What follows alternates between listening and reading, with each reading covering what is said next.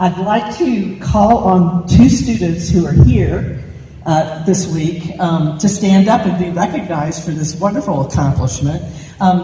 Sindhura Raja, are you here? Yeah, there you are. Wave to everybody.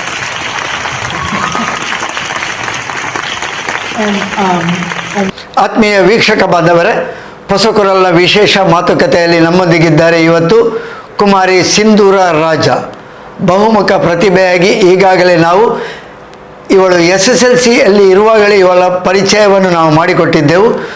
ಆಗಲೇ ಅವಳು ಅಂತಾರಾಷ್ಟ್ರೀಯವಾಗಿ ಅಮೇರಿಕಕ್ಕೆ ಹೋಗುವ ಒಂದು ಅವಕಾಶವನ್ನು ಪಡೆದುಕೊಂಡಿದ್ಲು.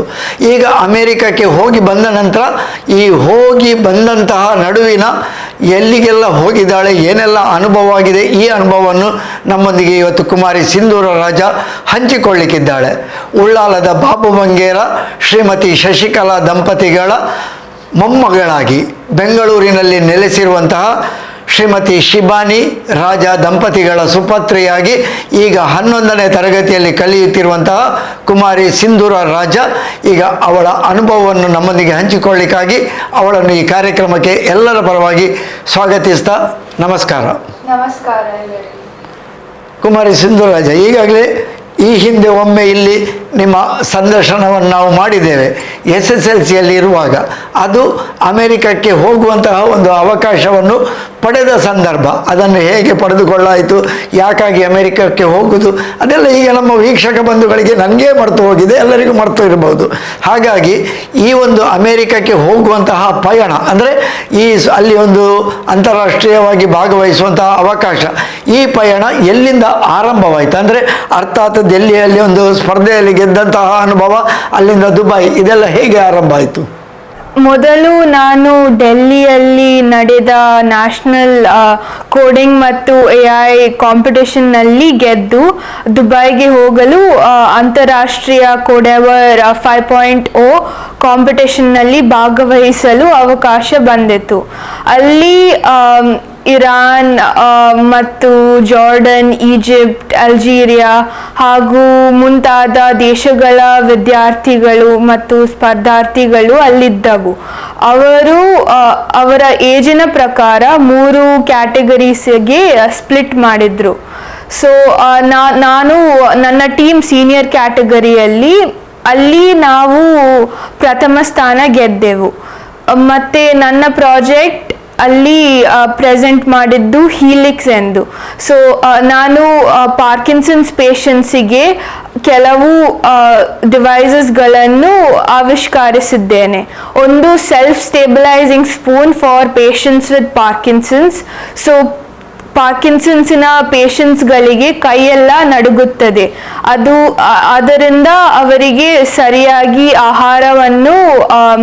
ಆಹಾರ ತಿನ್ನಲು ಆಗುವುದಿಲ್ಲ. ಅದಕ್ಕೆ ನಾನು ಒಂದು ಚಮಚ ಪಾರ್ಕಿನ್ಸನ್ಸ್ ಸೆಲ್ಫ್ ಸ್ಟೇಬಿಲೈಸಿಂಗ್ ಸ್ಪೂನನ್ನು ಆವಿಷ್ಕರಿಸಿದ್ದೇನೆ. ಮುಂದೆ ಪಾರ್ಕಿನ್ಸನ್ಸ್ ಪೇಷಂಟ್ಸಿಗೆ ವೈಬ್ರೋಥೆರಪಿ ನೀಡುವ ವೈಬ್ರೋ ಟ್ಯಾಕ್ಟೈಲ್ ಡಿವೈಸ್ ಅನ್ನು ಆವಿಷ್ಕರಿಸಿದ್ದೇನೆ. ಪಾರ್ಕಿನ್ಸನ್ಸ್ ಡಿಸೀಸ್ ಇದ್ದು ಸಿಂಪ್ಟಮ್ಸ್ಗಳು ಕಡಿಮೆಯಾಗಲು ಕೆಲವು ವೈಬ್ರೇಷನ್ ಥೆರಪಿ ಅವರ ಕೈಗೆ ಹೋಗುವಂತೆ ನಾನು ಒಂದು ಡಿವೈಸ್ ಅನ್ನು ಇನ್ವೆಂಟ್ ಮಾಡಿದೆ. ಮುಂದೆ ಫ್ರೀಸಿಂಗ್ ಆಫ್ ಗೇಟ್ ಎಂಬ ಪಾರ್ಕಿನ್ಸನ್ ಸಿಂಪ್ಟಮ್ ಅನ್ನು ಇದು ಆಗದಂತೆ ಇದು ನಡೆದುಕೊಂಡು ಒಂದೊಂದು ಸಲ ನಡೆದುಕೊಂಡಂತೆ ಅವರಿಗೆ ಇನ್ನೂ ನಡೆದುಕೊಳ್ಳಲು ಆಗುವುದಿಲ್ಲ. ಅದು ಒಂದು ಶೂ ಅವರಿಗೆ ಪುನಃ ನಡೆದುಕೊಳ್ಳುವಂತೆ ಮಾಡುತ್ತದೆ.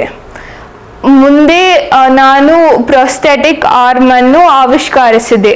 ಅದು ಮಸಲ್ ಡೇಟಾದಿಂದ ಇದು ಕೈ ಇಲ್ಲದವರಿಗೆ ಅದು ನಮ್ಮ ದಿನನಿತ್ಯದ ಕೆಲಸವನ್ನು ಮಾಡಬಹುದು ಈ ಆರ್ಟಿಫಿಷಿಯಲ್ ಕೈಯಿಂದ.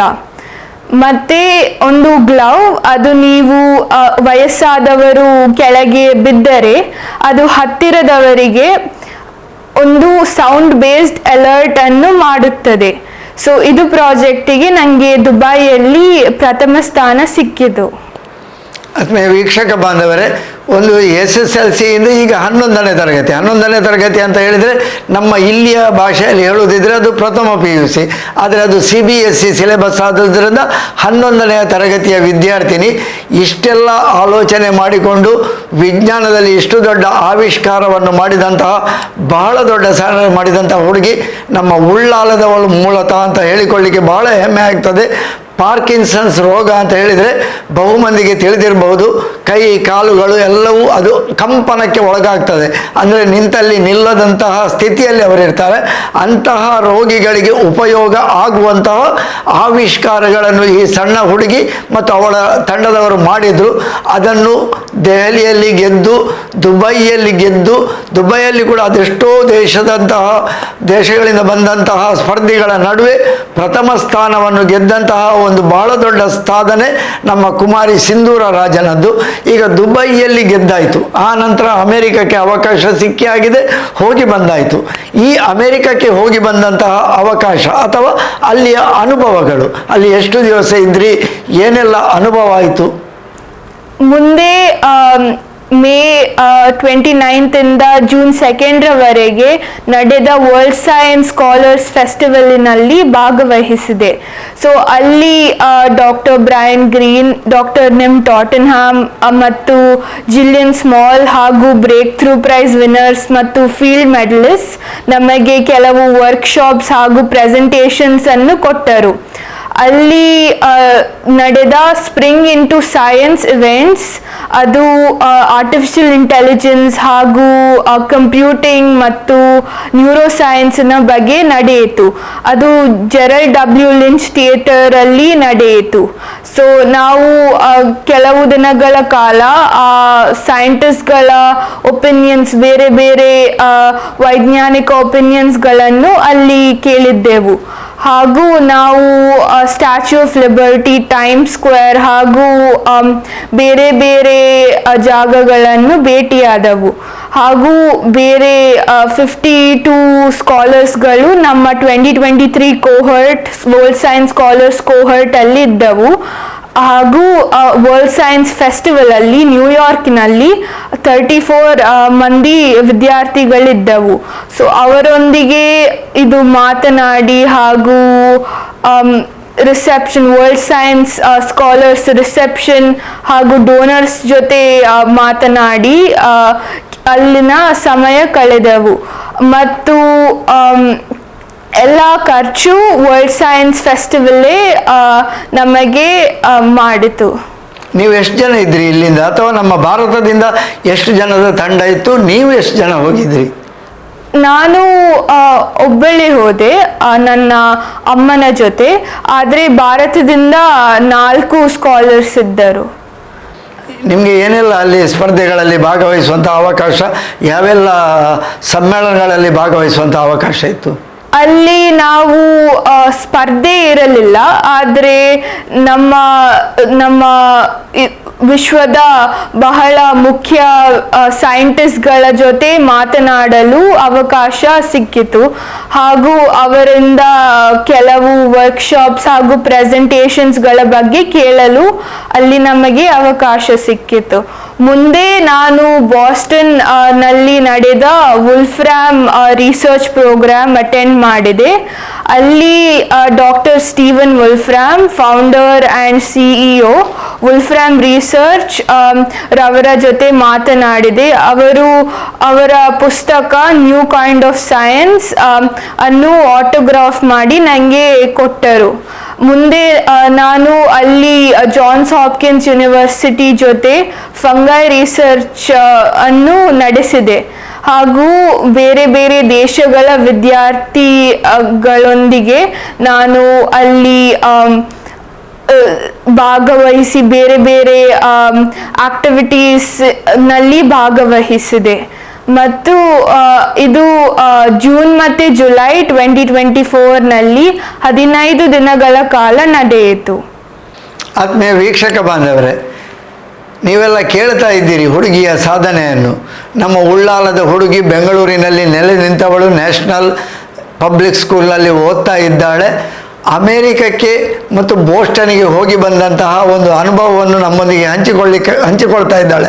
ಅದು ಕೂಡ ಅಂತಾರಾಷ್ಟ್ರೀಯ ಮಟ್ಟದಲ್ಲಿ ಖ್ಯಾತಿ ಪಡೆದಂತಹ ಬಹು ವಿದ್ವಾಂಸರಾಗಿ ಹೆಸರು ಮಾಡಿದಂತಹ ವಿಜ್ಞಾನಿಗಳ ಜೊತೆ ಮಾತನಾಡುವ ಅವಕಾಶ ನಮ್ಮ ಈ ಹುಡುಗಿಯ ಸಾಧನೆ, ಅದು ಬಹಳ ದೊಡ್ಡ ಸಾಧನೆ. ಇವರೆಲ್ಲರ ಜೊತೆ ಮಾತನಾಡುವಾಗ ಅಥವಾ ಬೋಸ್ಟನ್ನಲ್ಲಿ 15 ದಿವಸ ಇರುವಾಗ ಏನೆಲ್ಲ ಅನುಭವ ಆಯಿತು? ಅಲ್ಲಿ ಮೊದಲು ನಾವು ಬೆಂಟ್ಲಿ ಯೂನಿವರ್ಸಿಟಿಯಲ್ಲಿ ಕಾರ್ಯಕ್ರಮಗಳೆಲ್ಲ ನಡೆಯಿತು. ಮತ್ತು ಮುಂದೆ MIT ಮ್ಯೂಸಿಯಂ ಹಾಗೂ MIT ಯೂನಿವರ್ಸಿಟಿಗೆ, ಅದು ಕೇಂಬ್ರಿಡ್ಜ್ ಮ್ಯಾಸಚ್ಯೂಸೆಟ್ಸ್ನಲ್ಲಿ ಇರುವ ವಿಶ್ವದ ಬಹಳ ಪ್ರೆಸ್ಟೀಜಿಯಸ್ ಯೂನಿವರ್ಸಿಟಿ, ಅಲ್ಲಿ ನಾವು ಹೋಗಿ MITಯ ಲ್ಯಾಬ್ಸ್ಗಳು ಹಾಗೂ ಅಲ್ಲಿದ್ದ ಹಿಸ್ಟಾರಿಕಲಿ ರೆಲೆವೆಂಟ್ ಇಮೇಜಸ್ ಹಾಗೂ ವಿಷಯಗಳನ್ನು ತಿಳಿದು ಮತ್ತೆ ಪುನಃ ವಾಪಸ್ ವಾಲ್ಟನ್ ಬೆಂಟ್ಲಿ ಅಲ್ಲಿ ನಮ್ಮ ರಿಸರ್ಚ್ ನಡೆಯುತ್ತಿತ್ತು. ಸೊ ನಾವು ಒಂದು ದಿನದ ಕಾಲ MIT ತಿರುಗಾಡಿ ವಾಪಸ್ ಬಂದು ನಮ್ಮ ರಿಸರ್ಚನ್ನು ಮುಂದುವರಿಸಿದ್ದೇನೆ. ಆತ್ಮೀಯ ವೀಕ್ಷಕ ಬಾಂಧವರೇ, ಕುಮಾರಿ ಸಿಂಧೂರ ರಾಜ ಬೆಂಗಳೂರಿನಲ್ಲಿ ಆಂಗ್ಲ ಮಾಧ್ಯಮ ಶಾಲೆಯಲ್ಲಿ ಕಲಿತಾ ಇರುವಂಥ ಹುಡುಗಿ, ಇಂಗ್ಲೀಷ್ ಮೀಡಿಯಂ, ಕನ್ನಡ ಸರಿ ಮಾತನಾಡಲಿಕ್ಕೂ ಬರುವುದಿಲ್ಲ. ಆದರೂ ನಮ್ಮೊಂದಿಗೆ ಇವತ್ತು ಬಹಳ ಸ್ಪಷ್ಟವಾಗಿ ತನಗೆ ತಿಳಿದಂತಹ ಕನ್ನಡದಲ್ಲಿ ಉತ್ತರಿಸ್ತಾ ಇದ್ದಾಳೆ. ಆತ್ಮೀಯ ವೀಕ್ಷಕ ಬಾಂಧವರ ಪೊಸಕುರಲ್ನ ವಿಶೇಷ ಮಾತುಕತೆಯಲ್ಲಿ ನಮ್ಮೊಂದಿಗೆ ಕುಮಾರಿ ಸಿಂಧೂರ ರಾಜ ಅಮೇರಿಕಾ ಬೋಸ್ಟನ್ಗೆ ಹೋಗಿ ಬಂದಂತಹ ಅನುಭವಗಳನ್ನು ನಮ್ಮೊಂದಿಗೆ ಹಂಚುತ್ತಾ ಇದ್ದಾರೆ. ಅಮೇರಿಕಾದಂತಹ ನ್ಯೂಯಾರ್ಕಿನಲ್ಲಿ ಬೇರೆ ಬೇರೆ ದೇಶದ ಪ್ರಖ್ಯಾತ ವಿಜ್ಞಾನಿಗಳೊಂದಿಗೆ ಮಾತನಾಡುವ, ಅವರೊಂದಿಗೆ ಬೆರೆಯುವ ಅವಕಾಶ, ಅವರು ಮಾಡಿದಂತಹ ಸಾಧನೆಗಳನ್ನು ನೋಡುವಂತಹ ಅವಕಾಶವನ್ನು ನೋಡಿಕೊಂಡು ಅಲ್ಲಿಯ ಅನುಭವಗಳನ್ನು ನೋಡಿಕೊಂಡು ಬಂದಂತಹ ಬಹಳ ದೊಡ್ಡ ಸಾಧಕಿ ಕುಮಾರಿ ಸಿಂಧೂರ ರಾಜ ನಮ್ಮೊಂದಿಗಿದ್ದಾಳೆ. ಬೋಸ್ಟನ್ಗೆ ಹೋದದ್ದು ಕೇವಲ ಒಬ್ಬಳೇ ಹುಡುಗಿ. SSLC PUC ನಡುವಿನಲ್ಲಿ ಕಲಿಯುವಂತಹ 11ನೇ ತರಗತಿಯ ನಡುವಿನಲ್ಲಿ ಕಲಿಯುವಂತಹ ವಿದ್ಯಾರ್ಥಿನಿ. ಇಲ್ಲಿಂದ ಬೆಂಗಳೂರಿನಿಂದ ಬೋಸ್ಟನ್ಗೆ ಒಬ್ಬಳೇ ಪ್ರಯಾಣ ಮಾಡಿದಂತಹ ಅನುಭವ, ಅದನ್ನು ಅವಳ ಬಾಯಲ್ಲಿ ಕೇಳುವ. ಬೋಸ್ಟನ್ಗೆ ಇಲ್ಲಿಂದ ಒಬ್ಬಳೇ ಹೋಗುವಾಗ, ಅಮೆರಿಕಕ್ಕೆ ಹೋಗುವಾಗ ತಾಯಿ ಜೊತೆಗಿದ್ರು, ಬೋಸ್ಟನ್ಗೆ ಒಬ್ಬಳೇ ಹೋಗುವಾಗ ಹೇಗೆ ಅನಿಸಿತು? ಬಾಸ್ಟನ್ನಿಗೆ ನಾನು ಒಬ್ಬಳೇ ಹೋಗುವಾಗ ನನಗೆ ದುಬೈಯಲ್ಲಿ ಒಂದು ಕನೆಕ್ಟಿಂಗ್ ಫ್ಲೈಟ್ ಇತ್ತು. ನಮ್ಮ ಲ್ಯಾಂಡಿಂಗ್ ಟೈಮ್ ಹಾಗೂ ಆ ಕನೆಕ್ಟಿಂಗ್ ಫ್ಲೈಟ್ ಇದ್ದು ಡಿಪಾರ್ಚರ್ ಖಾಲಿ 1 ಗಂಟೆಯ ಸಮಯ ಮಿಡಲಲ್ಲಿ ಸಿಕ್ಕಿತು. ಹಾಗೆ ನನಗೆ ಸ್ವಲ್ಪ ಭಯವಿತ್ತು, ನಾನು ಆ ಕನೆಕ್ಟಿಂಗ್ ಫ್ಲೈಟಿಗೆ ಕ್ಯಾಚ್ ಮಾಡ್ತೇನಾ ಇಲ್ಲವಾ ಅಂತ. ಸೊ ಆದರೆ ನಮ್ಮ ಬ್ಯಾಂಗ್ಳೂರಿಂದ ದುಬೈದ ಫ್ಲೈಟ್ ಸ್ವಲ್ಪ ಬೇಗವೇ ಅಲ್ಲಿ ಮುಟ್ಟಿದ್ರಿಂದ ನಾನು ಅರ್ಧ ಗಂಟೆಯ ಕಾಲ ಮೊದಲೇ ಆ ಕನೆಕ್ಟಿಂಗ್ ಫ್ಲೈಟಿಗೆ ಚೆಕ್ ಇನ್ ಮಾಡಿ ಎಲ್ಲ ಬೋರ್ಡ್ ಮಾಡಿದೆ. ಸೊ ಅದು ಒಂದು ಸ್ಕ್ಯಾರಿ ಎಕ್ಸ್ಪೀರಿಯನ್ಸ್ ಆಗಿತ್ತು. ಮತ್ತು ಅಲ್ಲಿಂದ ಬಾಸ್ಟನ್ನಿಗೆ ಮುಟ್ಟಿದ ಮೇಲೆ ಅಲ್ಲಿ ನಮ್ಮ ರಿಸರ್ಚ್ ಪ್ರೋಗ್ರಾಮಿನ ಕೆಲವು ಡೈರೆಕ್ಟರ್ಸ್ ಅಲ್ಲಿಗೆ ಬಂದು ನಮ್ಮನ್ನು ಕ್ಯಾಂಪಸ್ಸಿಗೆ ಕರೆದುಕೊಂಡು ಹೋದರು. ಮತ್ತೆ ವಾಪಸ್ ಬರುವಾಗ ಹಾಗೂ ಅಲ್ಲೇ ನಮ್ಮ ಕ್ಯಾಂಪಸ್ಸಿಂದ ವಾಪಸ್ ಏರ್ಪೋರ್ಟಿಗೆ ಒಂದು ಶಟಲ್ ಸರ್ವಿಸ್ ಮಾಡಿಕೊಂಡು ಅವರು ನಮ್ಮನ್ನು ಅಲ್ಲಿ ಬಿಟ್ಟರು. ಬೆಂಗಳೂರಿಂದ ಬೋಸ್ಟನ್ಗೆ ಒಬ್ಬಳೇ ಹೋಗುದು ಬಹಳ ದೊಡ್ಡ ಅನುಭವ. ನೀನು ಬೆಂಗಳೂರಿಂದ ಮಂಗಳೂರಿಗೆ ಒಬ್ಬಳೇ ಬಂದಿದ್ದೀಯಾ? ಹೌದು, ನಾನು ಒಂದು ಸಲ ಬಂದಿದ್ದೇನೆ, ಆದರೆ ಅದು ಫ್ಲೈಟಲ್ಲೇ. ಹೌದು. ಸೊ ಆ ಸಲ ಮೇ 2023. ಸೊ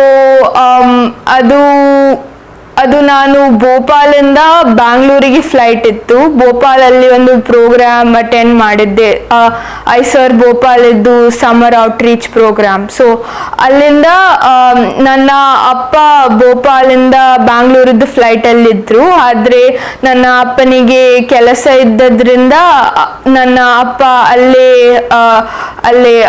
ಬ್ಯಾಂಗ್ಳೂರಲ್ಲಿ ಅವರು ಅಲ್ಲಿ ಉಳ್ಕೊಂಡ್ರು, ನಿನ್ನನ್ನು ಮಂಗಳೂರಿಗೆ ಕಳಿಸಿದ್ರು. ಅಮ್ಮ ಜೊತೆಯಲ್ಲಿ ಇರಲಿಲ್ಲ? ಇಲ್ಲ. ಈಗ ಬೋಸ್ಟನ್ಗೆ ಹೋಗುವಾಗ ಅಮ್ಮನಿಗೆ ಹೆದರಿಕೆ ಆಗ್ಲಿಲ್ವಾ? ಅಜ್ಜಿಗೆ ಹೆದರಿಕೆ ಆಗ್ಲಿಲ್ವಾ? ಹೌದು ಆಗಿತ್ತು. ಒಂದು ನನ್ನನ್ನು ಕಳಿಸಲು ಒಬ್ಬಳೇ ಅಷ್ಟು ದೂರ ಕಳಿಸುವುದು ಹೇಗೆ ಸಹಜ ಇರ್ತದೆ ಅವರಿಗೆಲ್ಲ, ಮನೆಯವರಿಗೆ. ಇಷ್ಟರವರೆಗೆ ಎಲ್ಲಿಯೂ ಅಷ್ಟು ದೂರ ಹೋಗದ ಹುಡುಗಿ ಬೋಸ್ಟನ್ ವರೆಗೆ ಹೇಗೆ ಹೋಗ್ತಾಳೆ? ಹೌದು, ಸ್ವಲ್ಪ ಹೆದರಿಕೆ ಇತ್ತು, ಆದ್ರೆ ಏನು ತೊಂದರೆ ಆಗ್ಲಿಲ್ಲ. ನಾನು ನಿನ್ಗೆ ಗಡಿ ಗಡಿ ಕಾಲ್ ಮಾಡ್ತಾ ಇರ್ಲಿಲ್ವಾ, ಮುಟ್ಟಿದ್ಯಾ ಎಲ್ಲಿದ್ಯಾ ಅಂತ ಹೇಳಿಕೊಂಡು? ಇಲ್ಲ, ಇದು ಫ್ಲೈಟ್ ಅಲ್ಲಿ ನೆಟ್ವರ್ಕ್ ಅಲ್ಲ, ಆದ್ರೆ ಅಲ್ಲಿ ಮುಟ್ಟಿದ ನಂತರ, ಈಗ ದುಬೈಯಲ್ಲಿ ಬೋಸ್ಟನ್ಗೆ ಮುಟ್ಟಿದ ನಂತರ ಎಲ್ಲ ಹೌದು, ಮುಟ್ಟಿದ ನಂತರ ನಾನು ಮೆಸೇಜ್ ಮಾಡಿದೆ ನಾನು ಮುಟ್ಟಿದ್ದೆ ಅಂತ. ಮತ್ತು ಬೋಸ್ಟನ್ ಅಲ್ಲಿ ವ್ಯವಸ್ಥೆ ಎಲ್ಲ ಹೇಗಿತ್ತು, ಉಳ್ಕೊಳ್ಳುವಂತಹ ವ್ಯವಸ್ಥೆ, ಅಲ್ಲಿ ಅನುಭವ ಹೇಗೆ ಅದು? ಅಲ್ಲಿ ನಾವು ಒಂದು ಯೂನಿವರ್ಸಿಟಿದ್ದು ಕ್ಯಾಂಪಸ್ನ ಡಾರ್ಮ್ಸ್ ಅಲ್ಲಿ ನಮ್ಮನ್ನು ಇರಲು ವ್ಯವಸ್ಥೆ ಮಾಡಿದರು.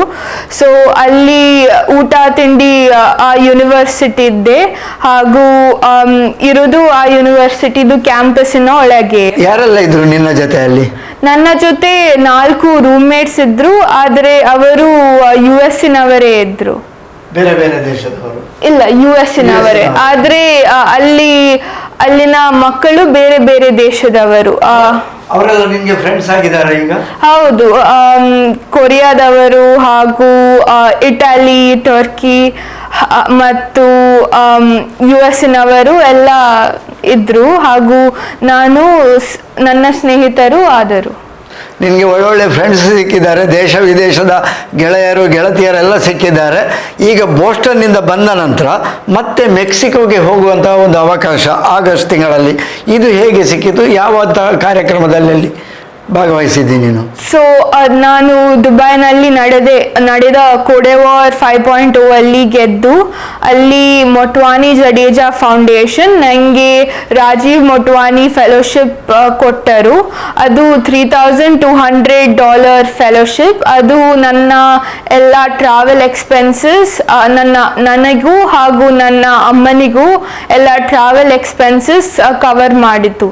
ಸೊ ನಾವು ಬ್ಯಾಂಗ್ಳೂರಿಂದ ಮುಂಬೈಗೆ ಹೋಗಿ, ಮುಂಬೈಯಿಂದ ಇಸ್ತಾನ್ಬುಲ್ಗೆ ಹೋಗಿ, ಮತ್ತೆ ಇದು ಇಸ್ತಾನ್ಬುಲಿಂದ ಮೆಕ್ಸಿಕೋಗೆ ಹೋದೆವು. ಸೊ ನಾವು 3 ಫ್ಲೈಟ್ಸ್ ಚೇಂಜ್ ಮಾಡಲಿಕ್ಕಿತ್ತು. ಮತ್ತೆ ಮೆಕ್ಸಿಕೋದಿಂದ ಪುಯೆಬ್ಲಾದಲ್ಲಿ ಬಸ್ಸಿಗೆ ಬಸ್ಸಿಂದ ಹೋದೆವು. ಪುಯೆಬ್ಲಾ ಮೆಕ್ಸಿಕೋ ಸಿಟಿ, ಕ್ಯಾಪಿಟಲ್ ಆಫ್ ಮೆಕ್ಸಿಕೋದ ಹತ್ತಿರ ಇರುವ ಇನ್ನೊಂದು ಸಿಟಿ. ಪುಯೆಬ್ಲಾನಲ್ಲಿ FAB 24 ಕಾನ್ಫರೆನ್ಸ್ ನಡೆಯಿತು. ಅದನ್ನು ಅಟೆಂಡ್ ಮಾಡಲು ನಮಗೆ ಈ ಫೆಲೋಶಿಪ್ ಸಿಕ್ಕಿತು. ಸೊ ಅಲ್ಲಿ Fab Foundation CEO Sherry Lassiter ಹಾಗೂ ಮಿಸ್ಟರ್ ರಾಡ್ನಿ ವಿಲಿಯಮ್ಸ್ ಮತ್ತು doctor Neil Gershenfeld, MIT's director for bits and atoms ರವರ ಜೊತೆ ನಾನು ಮಾತನಾಡಿದೆ. ಹಾಗೂ ಅಲ್ಲಿನ 10 to 14 ಇಯರ್ಸ್ ಇದ್ದ ಕೆಲವು ಮಕ್ಕಳಿಗೆ ನಾನು ಒಂದು ವರ್ಕ್ಶಾಪ್ ಕಂಡಕ್ಟ್ ಮಾಡಿದೆ. ಮತ್ತು ಅಲ್ಲಿ ನನ್ನ ಒರಿಜಿನಲ್ ಪ್ರಾಜೆಕ್ಟ್ ಹೀಲಿಕ್ಸ್ ಅನ್ನು ಪ್ರೆಸೆಂಟ್ ಮಾಡಲಿಕ್ಕೂ ನನಗೆ ಒಂದು ಅವಕಾಶ ಸಿಕ್ಕಿತು. ಇದು ಬಹಳ ಹೆಮ್ಮೆಯ ವಿಷಯ. ಅಂತಾರಾಷ್ಟ್ರೀಯ ಮಟ್ಟದಲ್ಲಿ ಮೆಕ್ಸಿಕೋಗೆ ಹೋಗಿ ಅಲ್ಲಿಯ ವಿದ್ಯಾರ್ಥಿಗಳಿಗೆ ಉಪನ್ಯಾಸ ಕೊಡುವಂತಹ ಒಂದು ಅಂತಾರಾಷ್ಟ್ರೀಯ ಸಮ್ಮೇಳನದಲ್ಲಿ ಉಪನ್ಯಾಸ ಕೊಡುವಂತಹ ಒಂದು ಸಾಧನೆಯನ್ನು ನಮ್ಮ ಮಂಗಳೂರಿನ ಹುಡುಗಿ ಕುಮಾರಿ ಸಿಂಧೂರ ರಾಜ ಮಾಡಿದ್ದಾಳೆ. ಇಂತಹ ಒಂದು ಸಾಧನೆಯನ್ನು ಮಾಡಿದಂತಹ ನಿನಗೆ ಬೆಂಗಳೂರಿನಲ್ಲಿ ಮತ್ತೊಂದು ಪ್ರಶಸ್ತಿ, APJ ಅಬ್ದುಲ್ ಕಲಾಂ ಪ್ರಶಸ್ತಿ ಸಿಕ್ಕಿದೆ. ಇದರ ಬಗ್ಗೆ ಸ್ವಲ್ಪ ಹೇಳಿ. Dr. APJ Abdul Kalam Ignited Mind Children's Creativity and Innovation Award, Shrishti ಮತ್ತು Honeybee Network, exceptional ideas from students who are under 18 years ರವರಿಗೆಲ್ಲ ನೀಡುತ್ತಾರೆ. ಇದು ಪ್ರಶಸ್ತಿ 16,500ಕ್ಕಿಂತ ಹೆಚ್ಚು ಮಕ್ಕಳು ಅಪ್ಲೈ ಮಾಡಿದ್ರು. ಅದರಲ್ಲಿ 16 ವಿದ್ಯಾರ್ಥಿಗಳಿಗೆ ಈ ಪ್ರಶಸ್ತಿ ಸಿಕ್ಕಿತು. ಇದು ನ್ಯಾಷನಲ್ ಲೆವೆಲ್ ಅವಾರ್ಡ್. ಹಾಗೂ ನನ್ನ ಬ್ರೈನ್ ಏಜ್ ಪ್ರಿಡಿಕ್ಷನ್ ಮಾಡೆಲ್ಗೆ ಈ ಪ್ರಶಸ್ತಿ ಸಿಕ್ಕಿತು.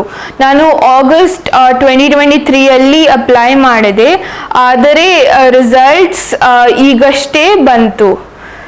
ಸೊ ಅದಕ್ಕೆ CSIR ಡೈರೆಕ್ಟರ್ ಕಂಡಕ್ಟ್ ಮಾಡಿದ ಅವಾರ್ಡ್ ಸೆರೆಮನಿಯಲ್ಲಿ ನನಗೆ ಈ ಪ್ರಶಸ್ತಿ ನೀಡಲಾಯಿತು. ನಮ್ಮ ಮಾಜಿ ರಾಷ್ಟ್ರಪತಿ, ಕೀರ್ತಿಶೇಷ ರಾಷ್ಟ್ರಪತಿ ಡಾಕ್ಟರ್ APJ ಅಬ್ದುಲ್ ಕಲಾಂ ಬಹಳ ದೊಡ್ಡ ವಿಜ್ಞಾನಿ.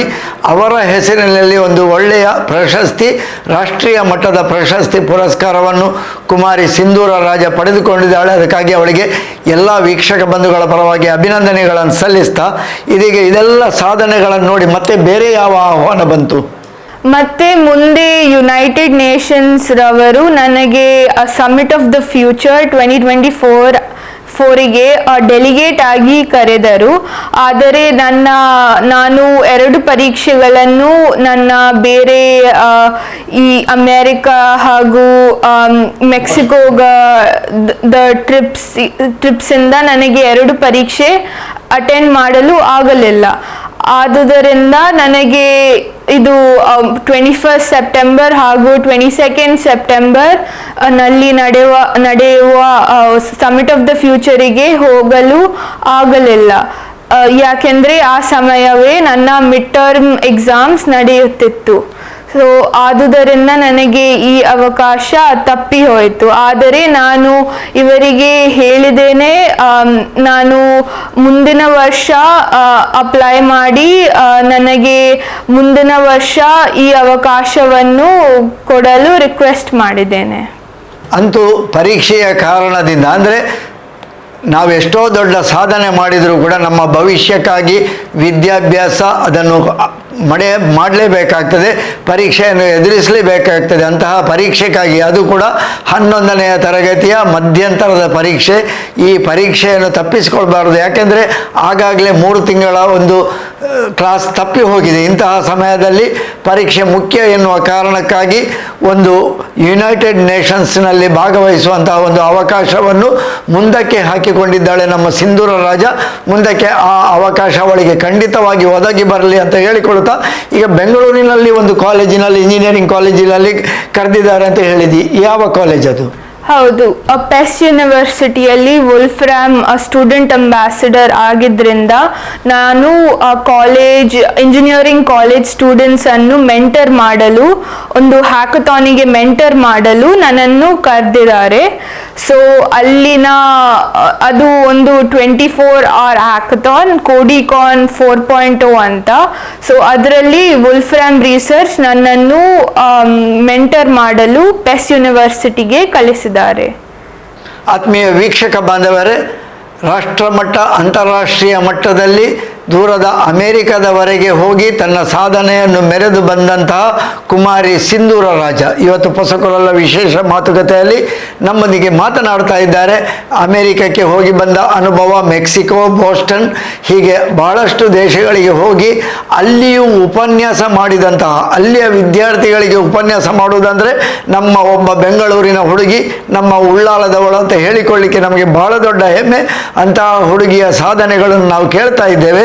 ಇದೀಗ ಬೆಂಗಳೂರಿನಲ್ಲಿ PES ಒಂದು ಪೆಸ್ ಇಂಜಿನಿಯರಿಂಗ್ ಕಾಲೇಜಿನಲ್ಲಿ ಕೂಡ ಆಹ್ವಾನ ಬಂದಿದೆ ಉಪನ್ಯಾಸಕ್ಕಾಗಿ ಅಂತ ಹೇಳಿದೆ. ಇಂತಹ ಬಹಳ ದೊಡ್ಡ ಅನುಭವಗಳೆಲ್ಲವೂ ನಿನಗಿದೆ. ಬೋಸ್ಟನ್, ಮೆಕ್ಸಿಕೋ, ಅಮೇರಿಕಾ, ದುಬೈ, ಇಲ್ಲೆಲ್ಲ ಅನುಭವಗಳು ಹೇಗೆ ಅನ್ನಿಸ್ತು ನಿನಗೆ? ನನಗೆ ಈ ಅನುಭವಗಳಿಂದ ತುಂಬ ನಾಲೆಡ್ಜ್ ಗೇನ್ ಆದೆ, ಹಾಗೂ ನನಗೆ ತುಂಬ ಎಕ್ಸ್ಪರ್ಟ್ ವಿಜ್ಞಾನಿಗಳ ಜೊತೆ ಮಾತನಾಡಲು ಒಂದು once in a life time opportunity ಸಿಕ್ಕಿದೆ. ಮತ್ತು ಕೆಲವು ಯೂನಿವರ್ಸಿಟೀಸ್ ನನ್ನನ್ನು ಅಲ್ಲೇ ಫುಲ್ ಸ್ಕಾಲರ್ಶಿಪ್ ಕೊಡ್ತಾರೆ ಎಂದು ಅಲ್ಲಿಗೆ ಕರೆದಿದ್ದಾರೆ. ಹಾಗೂ ಮೆಕ್ಸಿಕೋನಲ್ಲಿ ಒಂದು ಈವ್ನಿಂಗ್ ಅಲ್ಲಿನ ಗವರ್ನರ್ ಆಫ್ ಪುಯೆಬ್ಲಾ ನವರೊಂದಿಗೆ ಒಂದು VIP ಡಿನ್ನರಿಗೂ ನಾವು ಫೆಲೋಶಿಪ್ ಸಿಕ್ಕಿದ್ರಿಂದ ನಮ್ಮನ್ನು ಅಲ್ಲಿ ಕರೆದಿದ್ದಾರೆ.